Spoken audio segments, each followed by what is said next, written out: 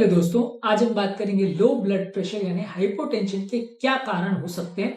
हमने हाइपरटेंशन और हाइपोटेंशन पे बहुत सारे वीडियो किए। आज स्पेसिफिकली सिर्फ कारणों पर बात करेंगे।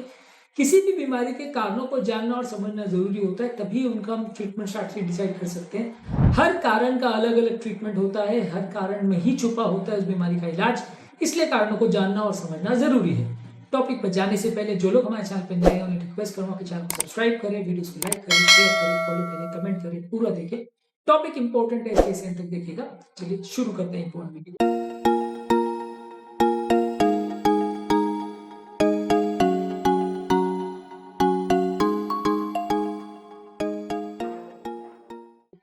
सबसे पहले, अगर कोई व्यक्ति डिहाइड्रेटेड है यानी शरीर में पानी की कमी है, किसी भी कारण से ब्लड वॉल्यूम या शरीर में अगर पानी की कमी है तो हाइपोटेंशन या लो ब्लड प्रेशर होगा।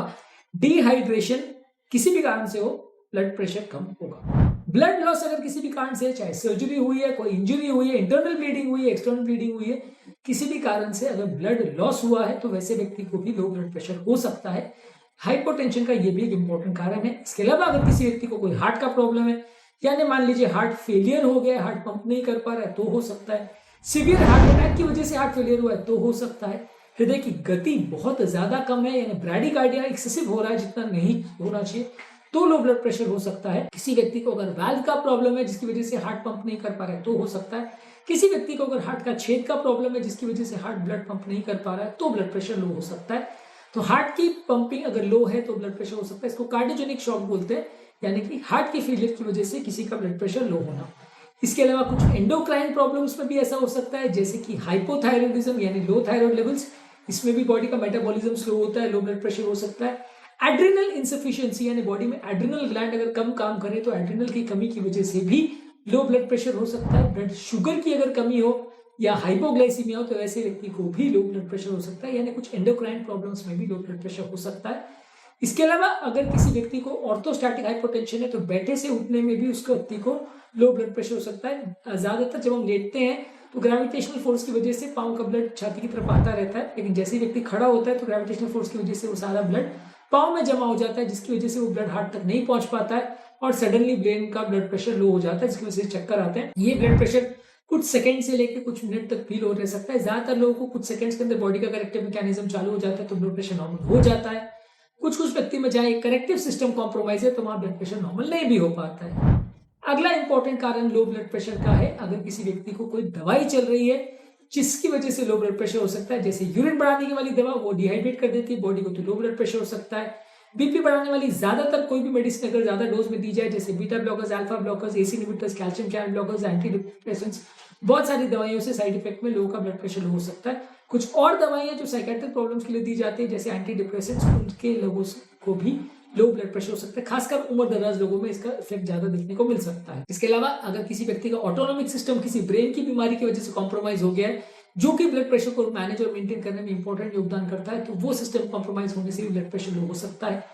यदि किसी व्यक्ति के बॉडी में बहुत सीवियर अगर इन्फेक्शन है तो सेप्सिस की वजह से भी बॉडी का जो ब्लड प्रेशर कंट्रोल सिस्टम है वो कॉम्प्रोमाइज हो जाता है। इसको सेप्टिक शॉक बोलते हैं। ज्यादा अगर बॉडी में इन्फेक्शन होता है तो बॉडी के ओवरऑल फंक्शन सिस्टम और हार्ट को भी सबको साथ में कॉम्प्रोमाइज करता है, जिसकी वजह से ब्लड प्रेशर लो हो सकता है।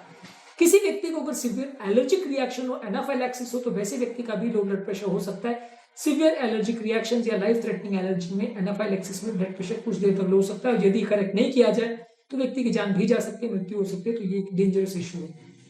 इसके अलावा अगर कोई न्यूट्रिशनल डेफिशिएंसी है बॉडी में, अगर बॉडी में B12 या फोलेट की अगर कमी है तो इसमें भी खून की कमी हो सकती है, जिसकी वजह से लो ब्लड प्रेशर हो सकता है। तो कुछ इंपॉर्टेंट विटामिन और मिनरल्स की कमी की वजह से भी बॉडी में लो ब्लड प्रेशर हो सकता है। व्यक्ति को अगर बहुत ज्यादा मैल नरिशमेंट है, यानी उसको खाना पीना प्रॉपर नहीं मिल रहा है, बॉडी का मेटाबॉलिज्म मेंटेन नहीं कर रहा है, तो बॉडी का टेम्परेचर और बॉडी का ब्लड प्रेशर मेंटेन करने के लिए भी बॉडी को न्यूट्रिशन लगता है। अगर न्यूट्रिशन बहुत ज्यादा कॉम्प्रोमाइज है तो लो ब्लड प्रेशर हो सकता है। इसके अलावा कोई व्यक्ति अगर लंबे समय तक अगर बिस्तर पर पड़ा है, प्रोलॉन्ग बेड रेस्ट अगर हो रहा है, तो वैसे व्यक्ति को भी लैक ऑफ फिजिकल एक्टिविटी की वजह से लो ब्लड प्रेशर हो सकता है।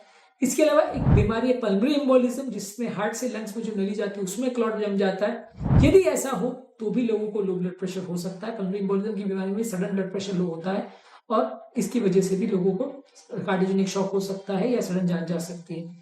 तो ये सारी वो बीमारियों की लिस्ट है या प्रॉब्लम्स की लिस्ट है जिसकी वजह से किसी भी व्यक्ति का ब्लड प्रेशर लो हो सकता है।